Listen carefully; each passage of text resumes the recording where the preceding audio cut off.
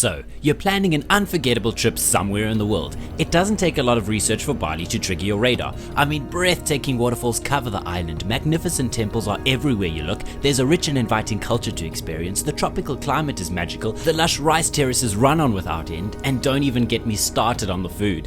I'm going to stop you right there. I have the itinerary that will change your life. I'm talking a secluded island where roads are scarce and the internet's a joke. An island named after the priests trusted to banish the evil spirits to it. An island that housed all the criminals from the region. An island where all those accused of black magic were sent. And home to a legend that locals dare not speak of to this day. Sound good? It should. Imagine witnessing the spectacular natural wonders of Bali before the massive tourism. Imagine limiting your adventures by your will and not your wallet. Imagine exploring an island where your company is animals, the soundscape is nature, and the lighting is the stars. Imagine being fully immersed in the sacred rituals of Bali and standing in temples deemed worthy of making it a lifetime's pilgrimage. Imagine visiting incredible viewpoints, discovering secret beaches, hiking through endless untouched nature, and being the only ones there every time. It's hard to think of a place we loved more, a place we were happier. When I said we have the itinerary that will change your life, I meant it. So throw away your notepad, notebook, note app or noteworthy memory because we are about to dive into the most jam-packed, comprehensive and exciting step-by-step travel guide you have ever seen. Take a breath. Here we go. Welcome to Nusa Penida. Nusa Penida translates to Priest Island and gained its name from years of cultural and religious history. Just off of the coast of Bali, Nusa Penida has very recently found itself making the list of top travel destinations. From being there for a week, we can assure you it will become very touristy very soon. So if you're keen to beat the buzz, listen up.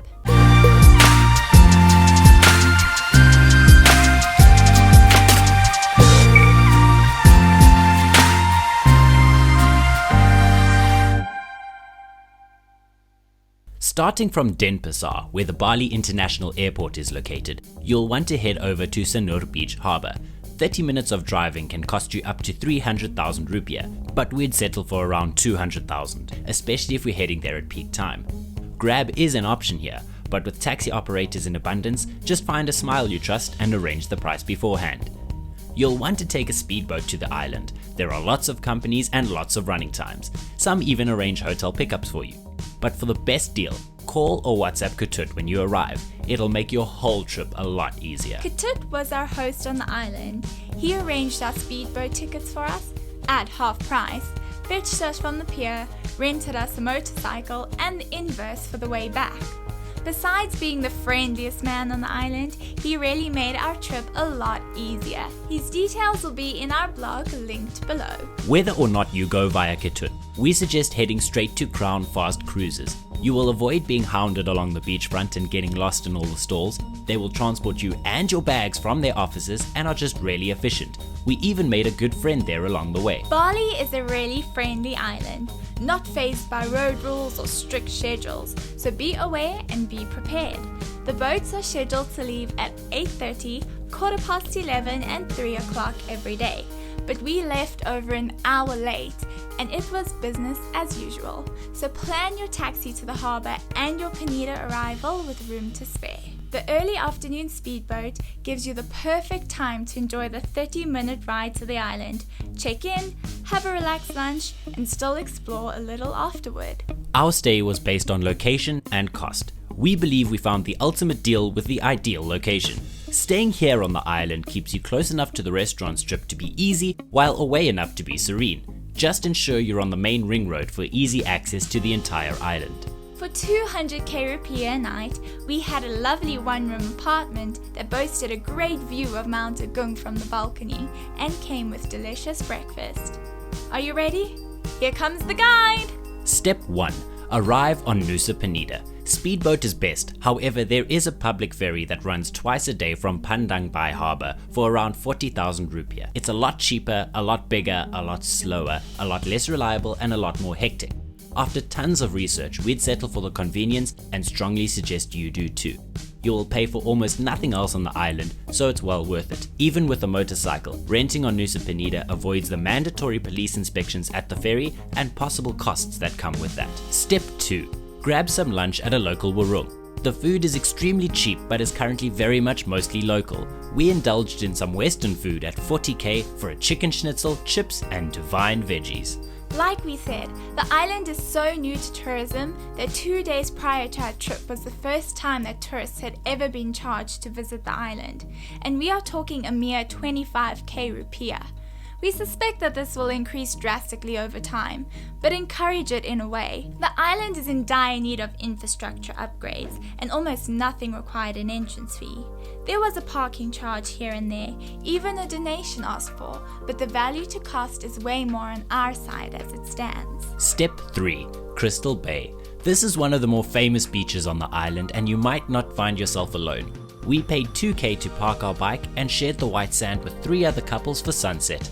Not only is Crystal Bay famous for its diving and snorkeling, but this is the place to come for sunset, as it is one of the only west-facing beaches on Nusa Penida.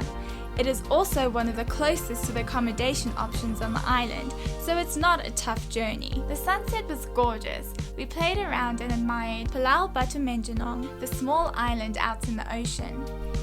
If you look close enough at it, you will notice a small Hindu temple on top of the island, with stairs to the top of its south side. You can grab a beer, coconut or meal from the vendors and just relax in your choice of sand, beach chairs or beanbags. Another thing that Crystal Bay has going for it are the rows of palm trees along the road, a must-stop photo op spot. You might even spot the cute family of pigs or cows grazing just off to the side. Step 4. You might not be here for many days, so let's get those main ones checked off that list. Wake up and get going by 7. We're heading to Kelingking and it's 40 minutes away. You'll be told that the roads are treacherous, horrific and impossible. They're not. They're not the easiest drive, but they're definitely possible. And dare I say fun? We managed every drive perfectly, sharing a 125cc. Give yourself some time to get used to it and know that once you've conquered today's driving, the rest is nothing. Follow Google Maps to Kelingking Beach. You'll be greeted at the final turn by some locals guiding you where to park and asking you for a parking fee of 5k each. You need to walk along the road, past the newly added warungs until you reach the cliff. Trust me, you will know when you are there. When you arrive, it will take you a while to fully register its beauty.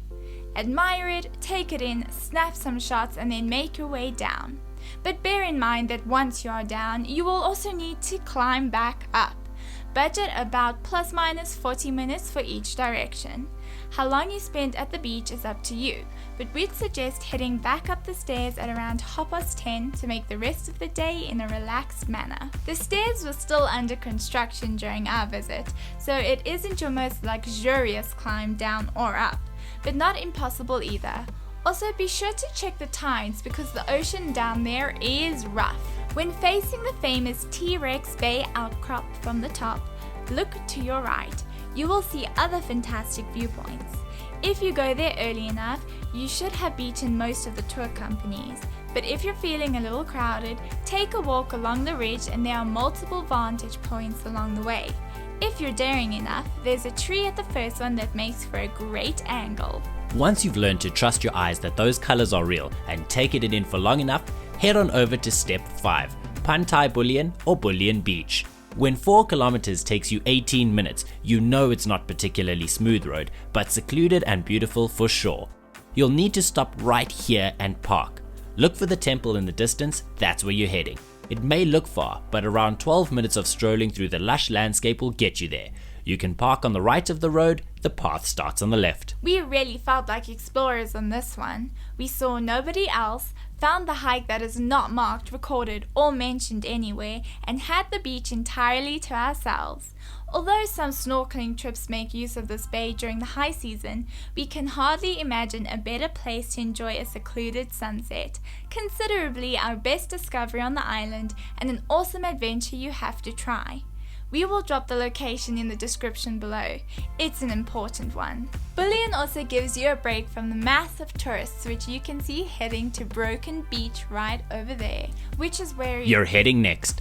Step 6, and it's time to brave the worst drive on the island, Broken Beach. If you're feeling the pangs of hunger, stop off at one of the many warungs on the way, or use the warungs at the end as a reward for making it as we did. The 40-minute drive may take you a little longer, and this road is definitely the worst. I say that not to scare you, but prepare you. Be ready, and once you've nailed it, you can rest easy knowing you've got the rest of them. Hand over your 1k parking fee and 5k entrance fee, and follow the signs past the restaurants, up the hill, and to the left. Broken Beach is a circular closed-in cove. Many years of erosion have carved a huge arch allowing the ocean to flow in and out of the cove. Now we know what you may be thinking, awesome cliff jumping spot, but unfortunately you cannot go down to the cove as there is no way to get back up.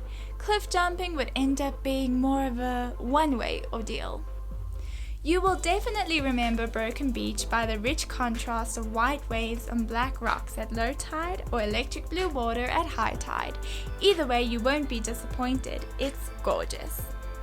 This is another one of the more popular spots to visit on Nusa Penida, but it is only really a photo and chill location.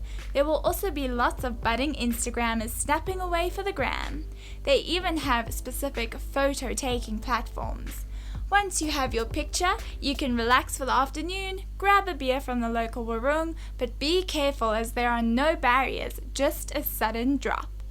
Don't let the sun set quite yet, you still need to walk on over to Angel's Billabong. Angel's Billabong is one of the most magical places we have ever seen, and as part of the same area, you've only got 2 minutes to walk. Angel's Billabong hosts the most beautiful natural infinity pool we have ever seen. The magical colors make the spot a must-see attraction.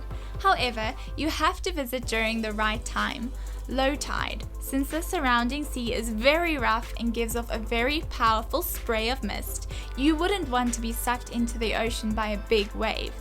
There was an incident where some people did die because of this very thing, so please do listen to the signs and heed the warnings. They are there for a reason. We were pretty disappointed that we weren't allowed to get in when we visited. Understatement. Okay, very disappointed. But even if you can't swim, just being there is enough. Angel's Billabong makes for the perfect relaxing end to your day. Just be sure to save some daylight and energy for the drive back home. The drive home will take you past so many warungs. How do you choose? We'd suggest Warung Salt and Pepper as it has a great vibe and is frequented by many of the like-minded tourists, so why not make a friend? Also, it can be a reward for making it through your hour drive home. Step 7 starts the next day, so get some rest. Now wake up, let's go. For sunrise, you'll want to head to Banah Cliff Sunset Point. Sunset? That's right, although it's not very popular in comparison. To ensure you have these views to yourself, sunrise is the way to go. At around 16 kilometers and 40 minutes away, the earlier you leave, the better your morning. The more famous viewpoint is right on the parking area, but walk a little further down the road past the temple and there are so many more places to admire the surrounds from. For sunrise though, we have the perfect spot for you. Walking to the second area, you will see a well-worn sandy road. Cast your eyes to the right and locate the tree with an arch in it on the edge of the cliff.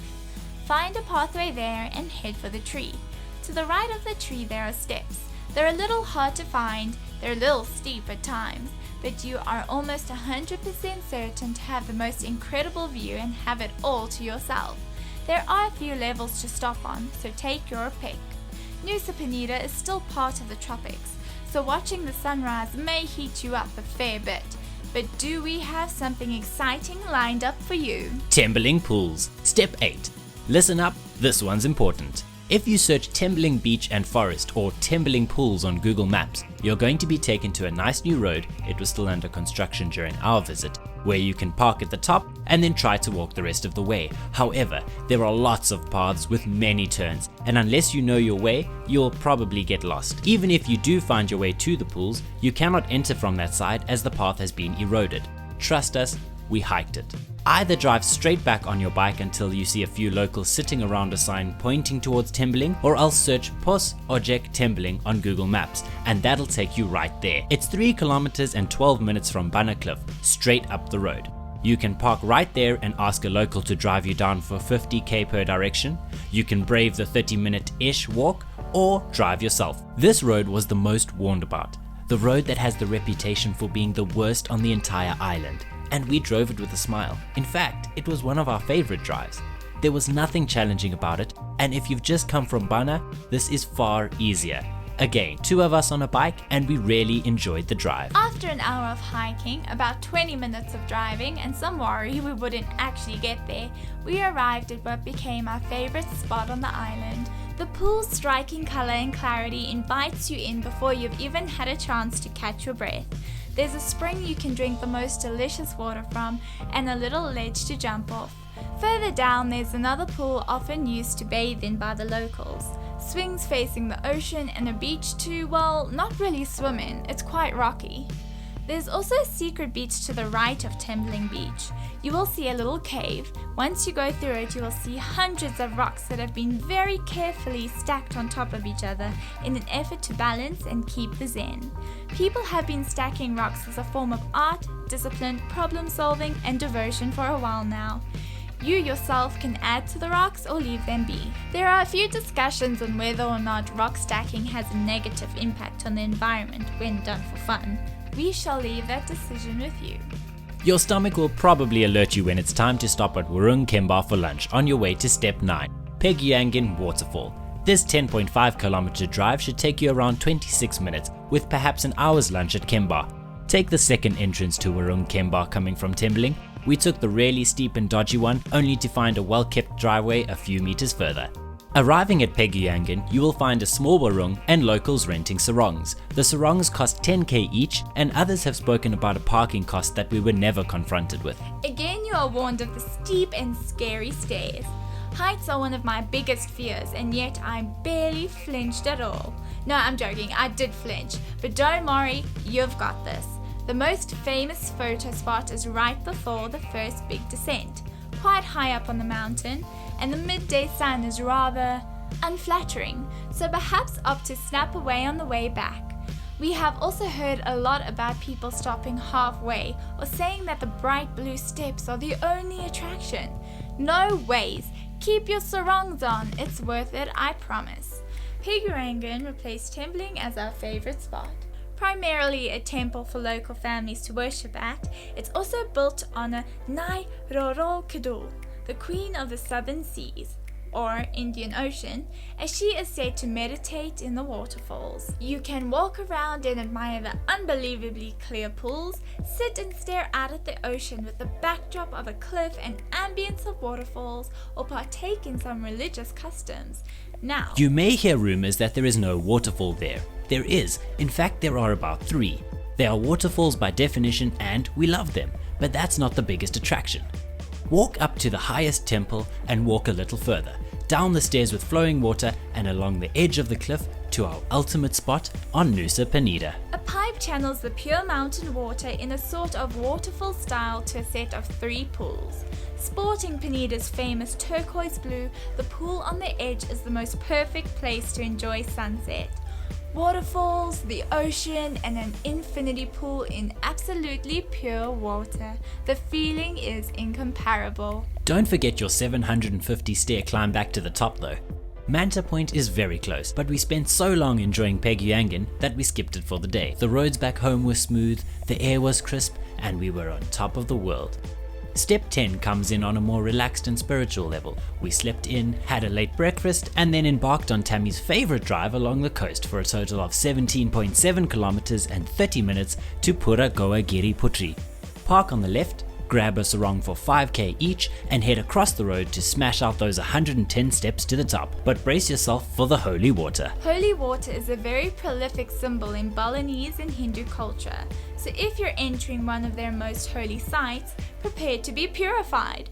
We were splashed with large quantities of the water before we had the chance to even prepare for it. So there we were, dripping at the table before the entrance, being asked for donations. Be aware that donations are a nicer way of saying entrance fee. 20k per person is not much though, so place it in the box and get ready to crawl into the cave. Pura Goa Giri translates to a mountain cave temple, and Putri translates to princess, but symbolizes the feminine qualities of a god. Your only entrance to the 300-meter cave is through a tiny hole in the wall. It's not great for the claustrophobes at first, but the short entrance opens up to a massive 15-meter roof and cave that can manage around 5,000 people. If you are fortunate enough, you can witness some religious ceremonies, purification by holy water, or enchanting music. You will definitely love the smell of incense and mystical ambience created by the smoke, lights, and wet paths. After the last worship area, you are led outside and down a ramp. Turn right and you walk back to the road. Don't doubt yourself, it's longer than we thought, but after around 5 minutes, we were back on the main road a few meters down from the parking lot. Step 11. You definitely deserve a break after all that hard work today. So head back from whence you came and stop off at one of the beachfront restaurants along the way. We stopped at Warung Makan Boga Segara and had a great time there. Make sure you order across the road first before sitting in one of their ocean view huts. We'd suggest going there for more of a snack than a whole meal. Ice cream is always a good idea. Makes you feel like a kid again, which I guess brings us to Teletubbies Hill. Step 12. Around 35 minutes and 16.8 kilometers takes you back along the coastline and into the heart of the island. This drive was also magnificent and made the trip worthwhile in itself. But it's yet another viewpoint we had to ourselves and voided us of our breath for a moment or two. Teletubbies Hill is definitely gorgeous and an eye-opener into the local life of the people on the island. We sat for a while and watched the rolling hills as some locals were working in the fields, carrying woven baskets filled with the leaves on their heads and just going about their daily lives. There were a few local children playing in the road too, just trying to get a reaction from us. It was really an interesting and thought-provoking visit. However, since we only see at eye level, we couldn't truly see the beauty of the hills. This is the moment we really wish we had a drone with us. But we don't regret the visit at all. That is something to note. This is more of a sit and observe, think about life spot than a quick visit filled with action spot. Step 13. Manta Point, not Manta Bay. It should take you 33 minutes to cover 13.2 kilometers to Manta Point, and unlike many other places, you may not know when you have arrived at first. Drive until you see this temple on your left and park. You can walk up alongside the temple for a bit, but the views aren't really awe-inspiring. Rather walk back up the road until you see this opening and follow the path to your left. The path leads you along the ridge and the view speaks for itself. So does the wind, and there's no rails again, so please be safe. We visited during quite some windy weather, which robbed the ocean of its electric blue and afforded it a richer royal blue hue. This paired with the white crests made our manta spotting fruitless. We have seen pictures and we wish you better fortune, but we must say we loved the sunset from there in any case. Oh, and yes, we had it to ourselves. Step 14 can't be possible, right? How much more could this island possibly have? Watch and see. Let's get going the following morning, 24.7 kilometers and 1 hour to Suwehan Beach. A rock slide removed some of the stairs a few years ago, and they have been replaced by ropes. I'm not going to lie, it's steep. But keep your wits about you and you'll be fine. Plus, you've got that photoshopped looking water inviting you the whole way down. If I can make it down the stairs, then so can you. Again, be sure to check the tides before you go. We couldn't make it to the actual beach because of the high tide, as it was completely covered, but enjoyed the experience anyway. You may want to climb atop the giant boulder and admire the ocean for a bit, or ramble along the rocks and enjoy the mist. You could even just sit on the stairs like us. There are also a few sacred natural springs along the way and some visiting monkeys to hold your attention. Step 15. Atuh Beach. Be sure to search Diamond Beach or Atuh Beach parking on Google Maps, as simply saying Atuh Beach will take you 15 kilometers and 60 minutes, what should only take you 23 minutes and 5.5 kilometers. Plus, you needn't pay for parking here. We parked before the final downhill upon seeing locals riding it with caution. It looks quite doable, but 5 minutes of walking isn't a train smash.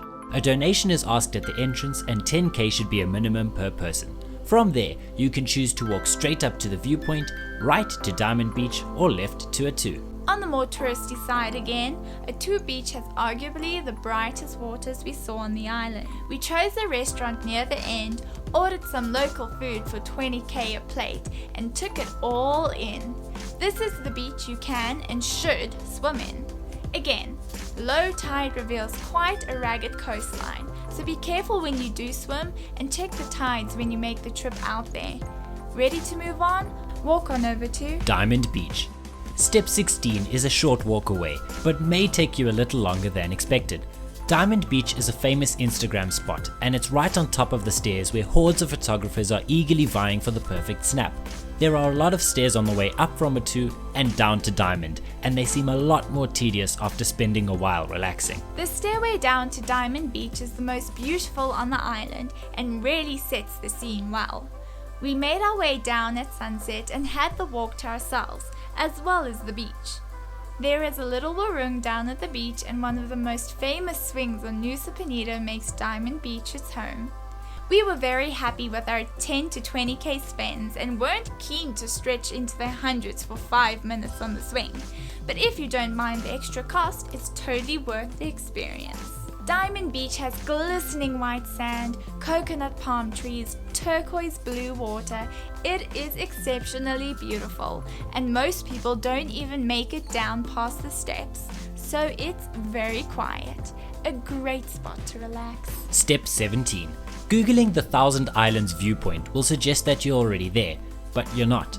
Get on your bike and head back up the road until you see a dirt road branch off to the left and Kubu Resto to your right. Take the dirt road and follow the main path until you reach another little cafe. You'll want to be here for sunset, so be sure to leave Diamond Beach around 5:30 or 6. Walk around the bench with the large direction signpost and head towards the staircase. Make your way down, stopping off at any of the viewpoints that catch your fancy along the way. You may notice a few tree houses there, perhaps even the famous Rumah Pohon Treehouse, which really just means treehouse. It is a rentable Airbnb accommodation with an epic view. However, many people know about this spot as a famous attraction and are always coming to take the perfect pictures on the stairs leading up to the treehouse, which doesn't afford you much privacy if you are staying there, but you can read more about that on our blog, linked below. After getting your Instagram fix, head on up to the viewpoint we came for. The Thousand Islands Viewpoint looks out over Diamond Beach and some other island outcrops in each direction. A magnificent sight. There is also a little hut at the top where you can take a seat, relax, and prepare for the climb back up the stairs. Take note that after a few days of traveling and climbing all of the stairs on the island, you will be tired and have wobbly legs. We certainly did. Once you are satisfied, have sat for a while and enjoyed the viewpoint for sunset, ended off with an ice cream from the local warung. Which was a bad call on our behalf because I spent the next hour driving home with sticky hands. Ice cream is never a bad call. Neither is grabbing some food from Steak Kitchen, heading back to your balcony and enjoying a relaxed dinner while watching the stars over Bali nearby. 60,000 for a meal and a drink was always sufficient, and the food was always good. We wanted to do something special for our last day on Nusa Penida and decided to spend the day relaxing and not doing much at all. So, Step 18 took us to Pandan Beach. Simply drive 5 kilometers in around 12 minutes to Crystal Bay. Don't forget your 2k for parking and head to the beach. You'll probably notice a lot of boats and a lot of people. That's okay. Turn left and walk as far as you can go. You'll see some stairs that disappear up the mountain. That's your path. 15 minutes should take you up and over to Pandan Beach. Sharing the sand with 3 other couples, an umbrella and beanbags for 25k each, and some ice cold drinks gave us the perfect end to our trip. what Byron won't tell you is that this is the beach where he parted with his red sunglasses involuntarily. Thank goodness. The waves can be a little strong, but the water is swimmable. Some of the local kids were even showing off their surfing skills for a while.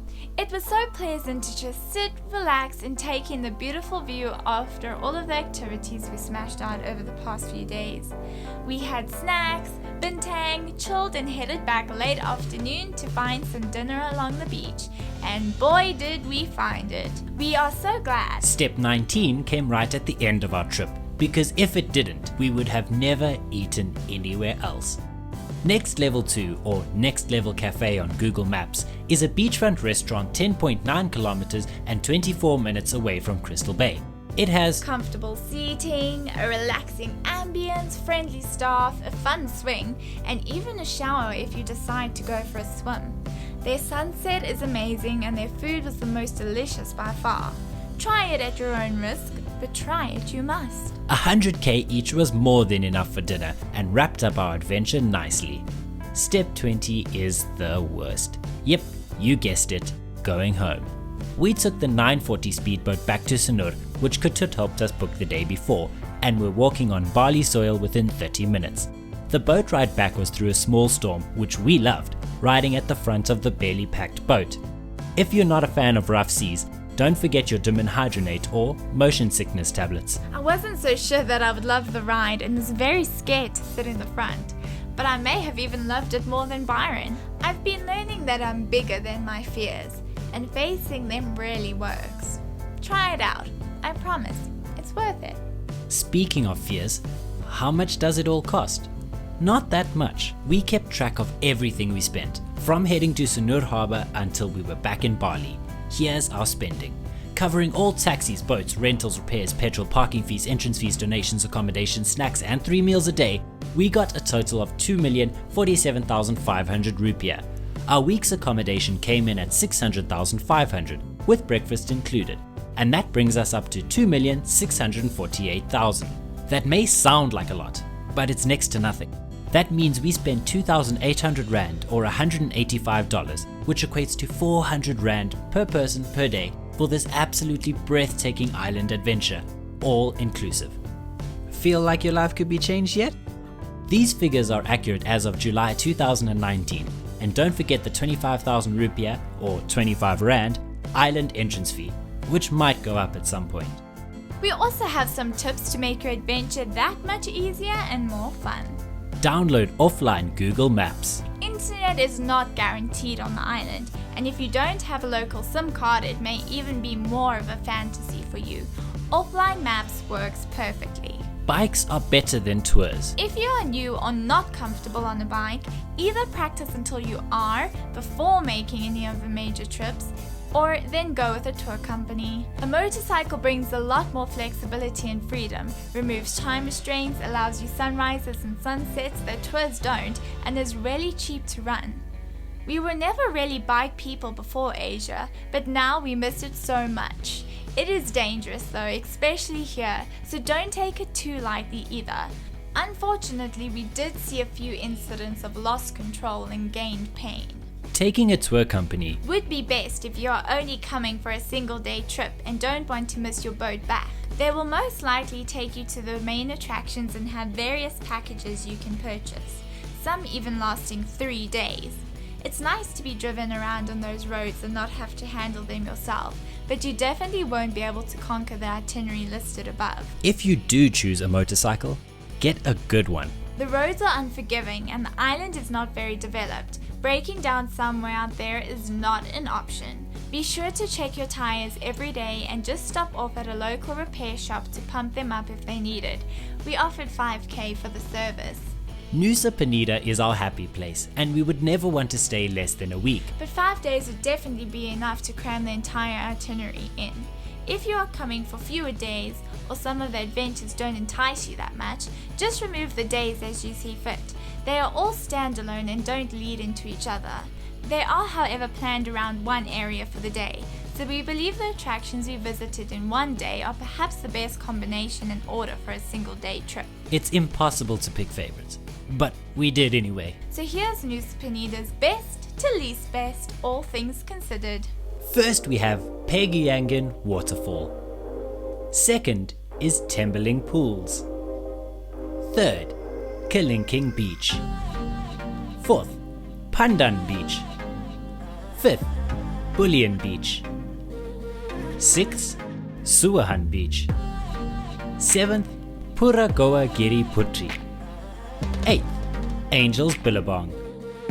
Ninth, Diamond Beach. 10th, Crystal Bay. 11th, Broken Beach. 12th, Thousand Islands Viewpoint. 13th, Atuh Beach. 14th, Manta Point. 15th, Teletubbies Hill. And 16th, Banah Cliff. As far as days are concerned, these would be our favorites. It has to be day 2 first, boasting both Peguyangan and Tembeling. Next we would say day 1. Even though it's the most touristy day, the views are well worth it. Third place would be day 3, based mostly on the experience rather than the actual locations, which places day 4 in 4th place. Still not a bad day by any stretch. And since day 5 only consisted of a single beach exploration, we'll leave that up to your discretion. We have nicknamed Nusa Penida Nusa Tanga, or Island of the Stairs. One thing that you can be certain of is everything has stairs.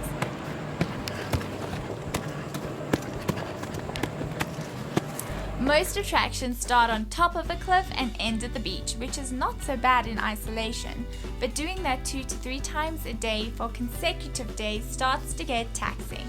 It's undeniably worth it, but perhaps build some step fitness before going, or ready your mind at the very least. If you're in Indonesia for any length of time, invest in your own sarong. It will avoid a lot of hawking at temples, save you a lot of money, and give you a meaningful keepsake. More importantly, you can choose your own color. Traffic in Indonesia is a lot more free-flowing than other Asian countries, but it's not impossible to get used to. We always suggest wearing your helmet and investing in a buff for cold drives and stinky fumes. You may think Indonesia is hot, and it is, but keep a jacket. Rain is spontaneous and sporadic, and we often found the air to have quite a chilly note, especially in Indonesia. We used our jackets every day. Not enough information for you? We have more. We have been working on a lot of articles that go further into depth with each attraction, as well as some videos showcasing a single place at a time. Be sure to visit deartravallure.com before planning your next trip and keep up to date with the best travel advice on our Facebook and Instagram pages. Thank you for watching and enjoy your journey!